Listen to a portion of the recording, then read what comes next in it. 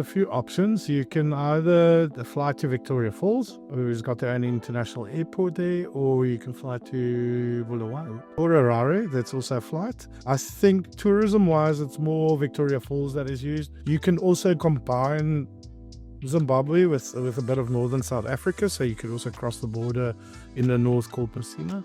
It is easy to do, and then obviously also on the Botswana side, there's a few borders where you can cross from Botswana into Zimbabwe if you want to do a self-drive or combined tours. So I think particularly if you're planning to visit Victoria Falls, if you're going to be there over the peak festive season, then pre-booking is required up to a year in advance in order to get your first choice of hotel. In other parts of the country, it's less of an issue, but if you have a small lodge and there's an overland group going through, then yes, on certain nights that's going to be full as the tour groups are staying there.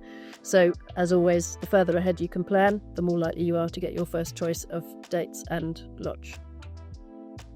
So when traveling to Zimbabwe, health concerns, the first one is, again, malaria is a risk, so take malaria precautions. And then generally, if you're doing like a trip on the Zambezi River, always listen to the guides.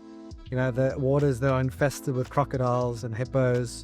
So, from a safety point of view, it's more like a wildlife risk. So you want to be definitely cautious about that. Other small thing is probably things like the drinking water. You don't want to be drinking the tap water out there. You'll want to be drinking bottled water, or travel with one of your own reusable or refillable bottles to fill up at the lodge. Or many of our tours now have water containers in the vehicles. Yeah, those are the main ones, really. We've spoken about keeping hydrated and heat stroke and things like that. Those are the obvious things. I think the main thing really is malaria is the biggest concern. Yeah, Zimbabwe is usually a country that can easily be combined with a trip to, for example, Chobe and Botswana, even Zambia on the other side. You can also combine it with Mozambique. It's a little bit harder to travel, but yeah, it's easy to combine basically with Zambia or Botswana, even Namibia, because of the panhandle that runs all the way through to Zimbabwe from Namibia.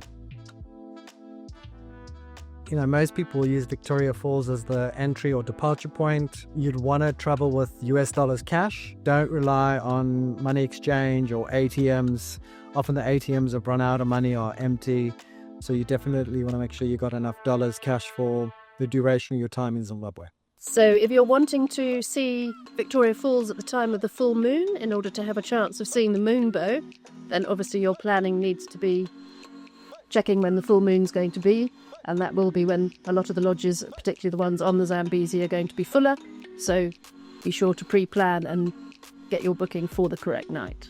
So one of the most popular activities that people do around Victoria Falls is your whitewater rafting. I was actually fortunate enough to do a little different variation of that called riverboarding. So some of the rapids, you actually jump on a boogie board in the water, and you have to go through the rapids on the boogie board, where the rest of the group is on the boat or on the raft.